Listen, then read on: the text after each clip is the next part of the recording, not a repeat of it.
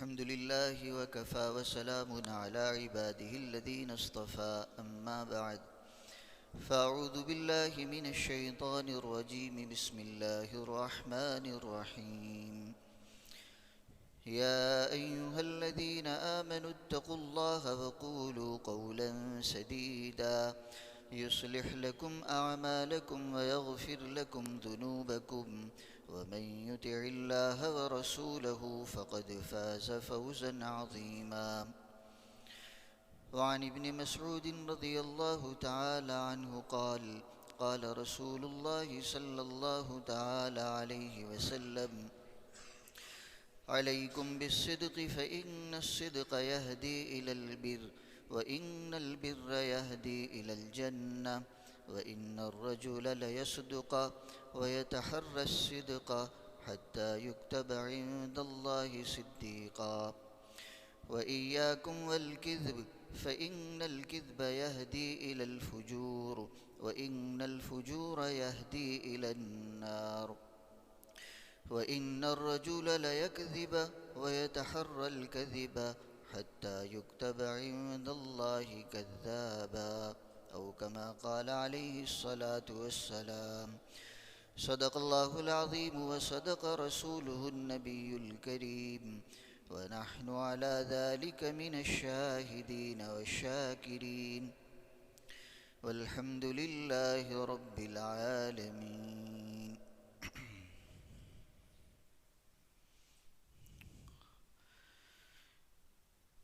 اسلامی خوبیوں اور دینی خصلتوں میں سچائی کی عادت سر فہرست شمار ہوتی ہے،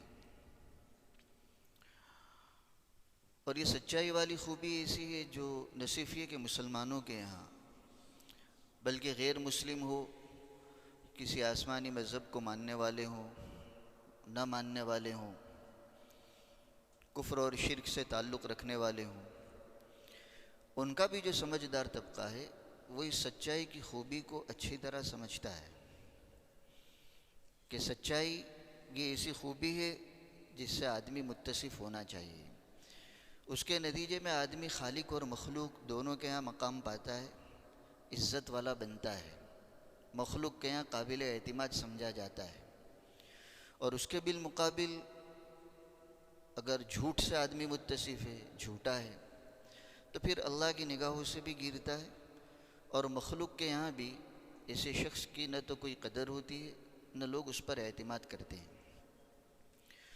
تو چونکہ یہ اخلاق میں اہم ترین خلق خوبیوں میں سر فہرست شمار کیے جانے کے قابل ہے، اس لیے اللہ تعالیٰ نے اور نبی اکرم صلی اللہ تعالیٰ علیہ وسلم نے اپنے ماننے والوں کو اس کی کافی تاکید کی، ترغیب دلائی۔ سچائی کی خوبی کے لیے اتنا کافی ہے کہ اللہ تعالیٰ نے خود اپنے آپ کو سچائی کے ساتھ ذکر کیا، وَمَنْ أَصْدَقُ مِنَ اللَّهِ قِيلًا وَمَنْ أَصْدَقُ، آواز نہیں آتا، وَمَنْ أَصْدَقُ مِنَ اللَّهِ حَدِيثًا، اللہ سے زیادہ کون ہو سکتا ہے بات کا سچا، قول کا سچا۔ نبی اکرم صلی اللہ تعالیٰ علیہ وسلم کا تو وصف امتیازی تھا سچا ہونا، نبوت کے بعد تو جھوٹ کا اور اس کے قریب ہونے کا کوئی سوال ہی نہیں ہے، لیکن نبوت سے پہلے بھی نبی اکرم صلی اللہ تعالیٰ علیہ وسلم کا سچائی والا وصف پورے مکے میں عام تھا، آپ کا لقب ہی تھا صادق الامین۔ ہرقل کو جب ضرورت پیش آئی تھی نبی آخر الزماں کے بارے میں تحقیق کرنے کی، وہ بادشاہ تھا روم کا اور آسمانی کتابوں کا بھی بڑا عالم تھا، آپ نے جب اس کو اسلامی دعوت نامہ بھیجا تو سمجھدار آدمی تھا، علم رکھنے والا تھا، اس نے اس خط کو معمولی نہیں سمجھا، پستی میں ڈال دیا ہو بغیر پڑھے، نہیں، اس نے ضروری سمجھا کہ جس شخص نے مجھے یہ خط بھیجا یہ کون ہے۔ خیر واقعہ تفصیل سے بخاری شریف میں، تو ابو سفیان اس وقت وہاں گئے تھے مکے کا تجارتی قافلہ لے کر، ہرقل نے ان کو بلایا اپنے یہاں اور کئی سوالات کیے نبی اکرم صلی اللہ تعالیٰ علیہ وسلم کی شخصیت کے بارے میں۔ وہ پہچاننا چاہتا تھا، جاننا چاہتا تھا کہ یہ شخص کون ہے جنہوں نے مجھے اسلام کی دعوت دی۔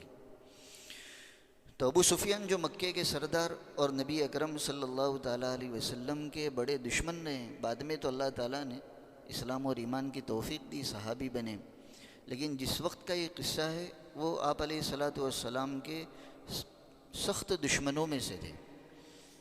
تو بہت سارے سوالات ہرقل نے کیے، اس میں ایک سوال یہ بھی کیا کہ کیا اس شخصیت کو نبوت کا دعویٰ کرنے سے پہلے تم میں سے کسی نے متہم بالکذب مانا ہے، یعنی ان پر جھوٹ کی تہمت لگی ہو کہ اس آدمی نے فلاں واقعے میں جھوٹی بات کہی یا ان کی فلاں بات جھوٹی تھی؟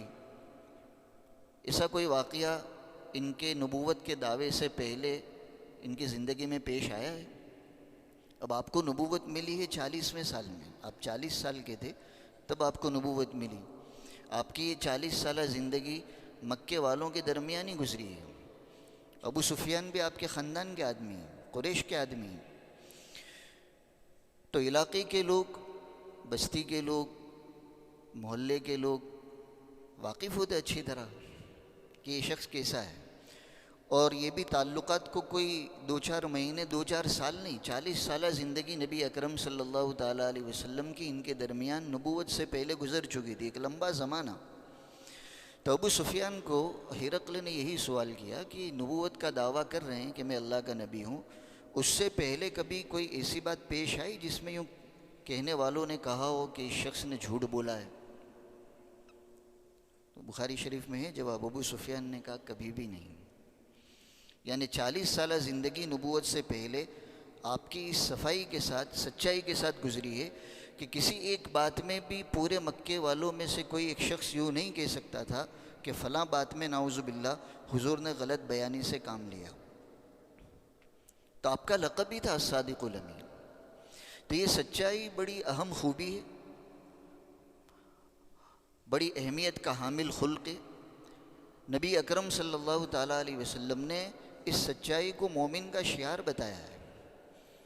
جیسے جھوٹ بولنا، خیانت کرنا یہ کافر اور منافق کا شعار ہے، اسی طرح سچائی اور امانت داری یہ ایک مومن کا شعار ہے۔ چنانچہ ایک روایت میں نبی اکرم صلی اللہ تعالیٰ علیہ وسلم کو کسی نے پوچھا ایکون المسلم جبانا؟ قال نعم۔ پھر پوچھا ایکون المسلم بخیلا؟ قال نعم۔ پھر پوچھا یکون المؤمن کاذبا؟ قال لا۔ روایت کا مفہوم یہ کہ اللہ کے رسول کیا مسلمان بزدل ہو سکتا ہے؟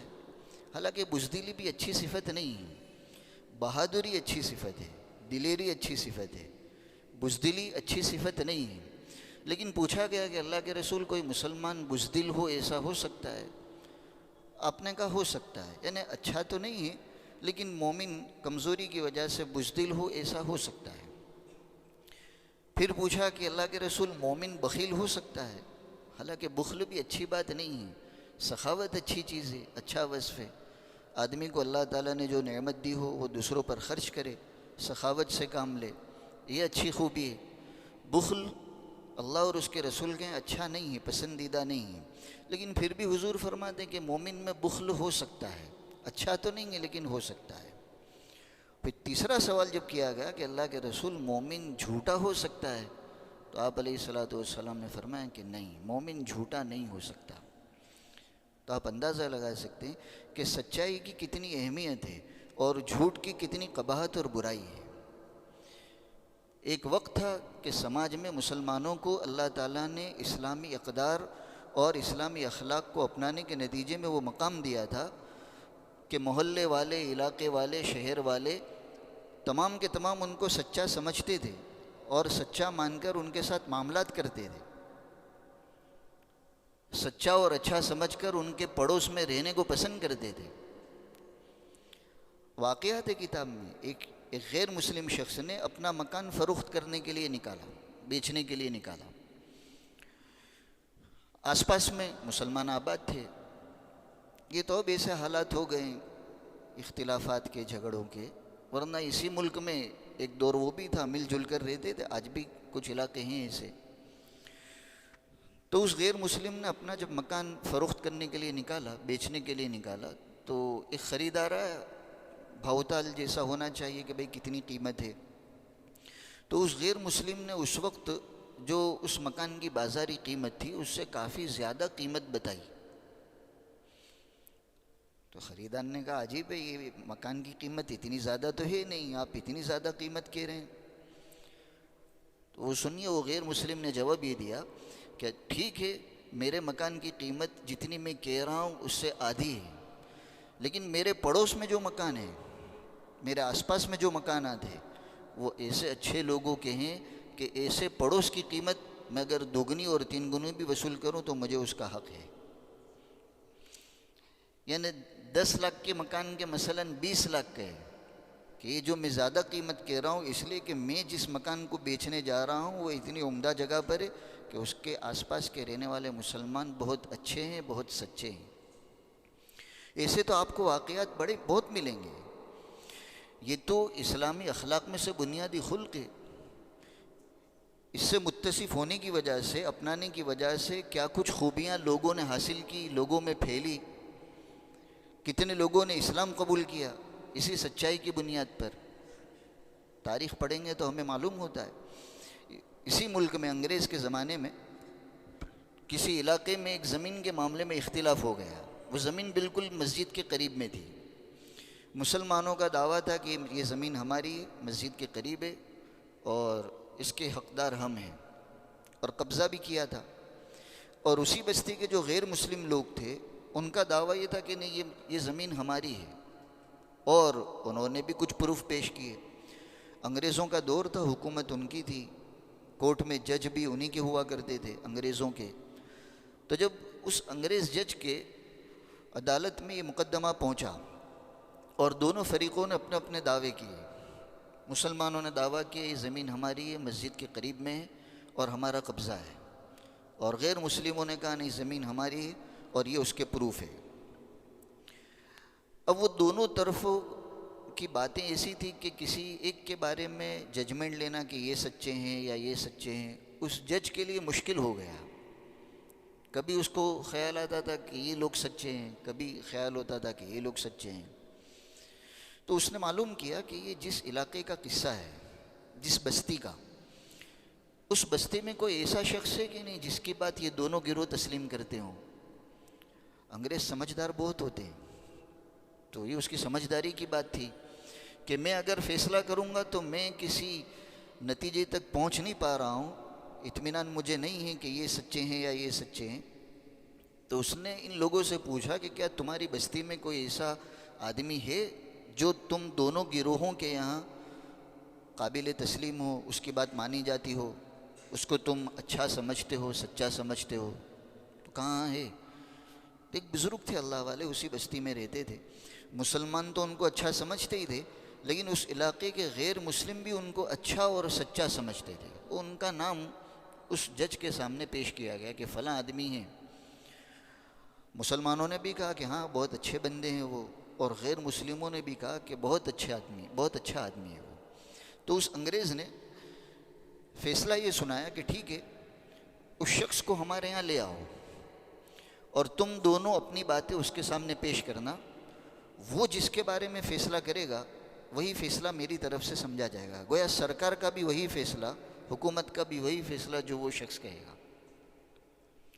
مسلمان تو سب خوش ہو گئے کہ ظاہر ہے ہم مسلمان ہیں اور یہ ہم مسجد کے لیے اور مسجد کے قریب ہونے کی وجہ سے مسجد کی زمین ہونے کا دعویٰ کر رہے ہیں، تو وہ تو ہمارے ہی حق میں بات کہیں گے۔ اور غیر مسلموں کو یہ اطمینان تھا کہ وہ شخص کبھی جھوٹ نہیں بولتا، اس لیے چاہے ہمارے مقابلے میں آج مسلمان ہیں اور ہم غیر مسلم ہیں، لیکن وہ شخص سچا ہے، ہمیشہ سچ بولتا ہے، اس معاملے میں بھی وہ سچ کا دامن چھوڑے گا نہیں۔ ان کو یہ اطمینان تھا۔ سنانا یہ کہ یہ سب ہمارے اگلوں کے قصے ہیں، ان کی سچائی پر غیر مسلموں کو بھی اطمینان ہوا کرتا تھا۔ آج ہمارا حال تو یہ ہے کہ ہماری سچائی پر ہمارے گھر والوں کو بھی اطمینان نہیں ہوتا۔ بیٹا باپ کہتا ہے تو باپ سوچ میں پڑ جاتا ہے کہ یہ سچ کہہ رہا ہے کہ نہیں، شوہر کوئی بات کر رہا ہے تو بیوی سوچنے پر مجبور ہو جاتی ہے کہ میاں صاحب سچ کہہ رہے ہیں کہ نہیں۔ یعنی ہم نے اسلامی اقداروں کو کتنا بدل دیا، کہاں سے کہاں پہنچا دیا۔ جو چیز آپ علیہ الصلاۃ والسلام کی نگاہوں میں، دین اسلام کی نگاہوں میں بہت زیادہ بری تھی، جھوٹ، آج ہمارے سماج میں عام ہو گیا۔ کتنا جھوٹ، گھریلو زندگی میں مسلمان کا جھوٹ، کاروباری زندگی میں جھوٹ، گھر میں بڑے بوڑھے جھوٹ بولنے، وہ معصوم بچے بھی یہی سیکھ رہے ہیں۔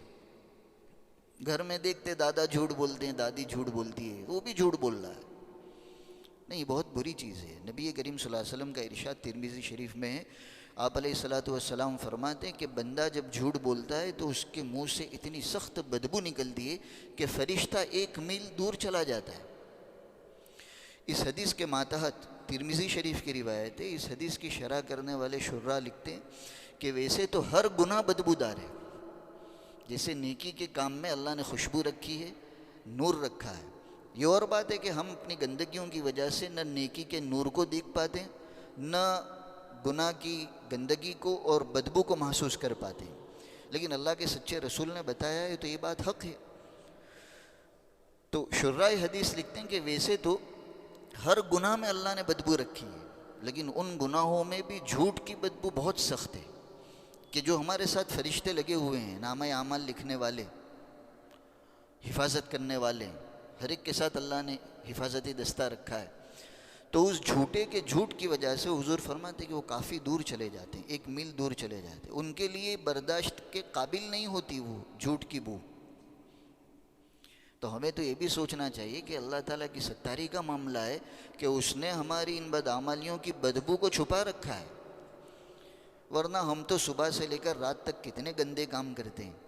اگر ہر گندے عمل کے بدلے میں بدبو ظاہر ہو جایا کرے تو شراح حدیث لکھتے ہیں کہ لوگ بھی پریشان ہو جائیں اس سے، اور وہ خود بھی اپنی بدبو سے عاجز آ جائے۔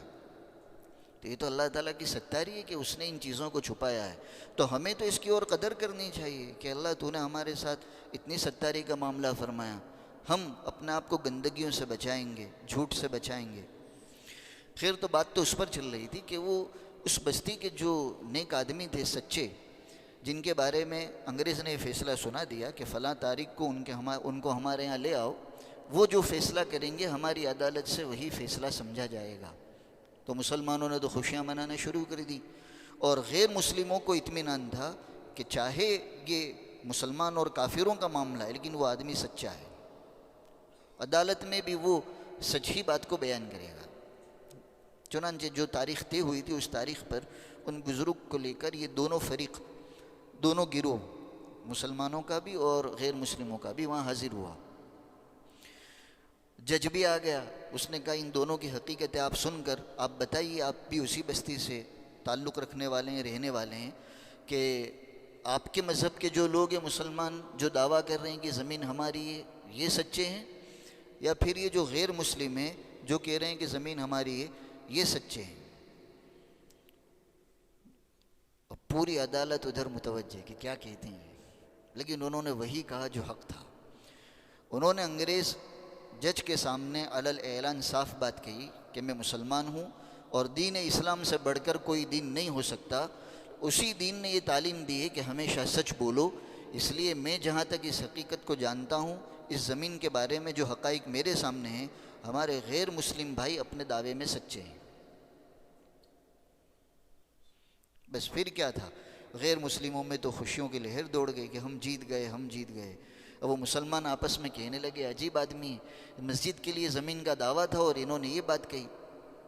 خیر، وہ انگریز جج کتنا سمجھدار تھا وہ دیکھیے، اس نے فیصلہ تو چونکہ کہہ دیا تھا کہ یہ جو کہیں گے وہی فیصلہ ہوگا، تو فیصلہ تو ہو گیا کہ غیر مسلموں کے لیے یہ زمین ہے، لیکن اس نے ایک جملہ کہا، وہ جملہ ہمیں یاد رکھنے کے قابل ہے۔ اس نے کہا آج مسلمان تو ہار گئے لیکن اسلام جیت گیا، اسلام جیت گیا۔ اسلام کی جو تعلیم تھی کہ سچائی کا دامن آدمی کو کسی حال میں نہیں چھوڑنا ہے، اس شخص نے اسلام کو جتا دیا۔ اور پھر اس کا اثر کیا ہوا وہ بھی سن لیجیے، بات پوری ہو جائے گی۔ اس کا اثر یہ ہوا کہ وہ غیر مسلموں نے آپس میں چرچا کیا کہ کتنا پاکیزہ دین ہوگا کہ اتنی بڑی زمین جبکہ قبضہ ان لوگوں کا اور ان کی مسجد قریب میں موجود ہے، یہ شخص اگر کہہ دیتا کہ ہاں یہ مسلمانوں کی زمین ہے، ہم کچھ بھی نہیں کر سکتے تھے۔ لیکن جس دین نے اس شخص کو یہ تعلیم دی ہے کہ سچ بولنا چاہیے، وہ دین بہت اچھا ہے، وہ تمام غیر مسلموں نے اسلام قبول کر لیا اور اس زمین کو مسجد کے لیے وقف کر دیا۔ بہرحال تو خلاصہ یہ کہ آج ہمارے سماج میں نبی اکرم صلی اللہ تعالیٰ علیہ وسلم کی اس تعلیم کی اور اسلام کی اس بنیادی خوبی کی جو ناقدری ہو رہی ہے، اور ہم نے جو اس کو دور کر دیا اپنی زندگیوں سے، اس کو اپنانے کی ضرورت ہے۔ ہمیں طے کر لینا چاہیے کہ مرتے دم تک کبھی ہم اپنی زبان سے جھوٹ نہیں بولیں گے۔ یہ اگر آدمی اپنا لے تو اس کی زندگی کو اللہ بہت آسان کر دیتا ہے۔ یہ تو نفس اور شیطان ہمیں چکر میں ڈالتے ہیں کہ جھوٹ بول لے فائدہ ہو جائے گا، فائدہ ہوگا لیکن وقتی ہوگا، اور سچ بولو گے اللہ تعالیٰ اس کے نتیجے میں جو فوائد دیں گے دنیا میں آخرت میں وہ باقی رہنے والے۔ اللہ تعالیٰ ہم سب کو عمل کی توفیق۔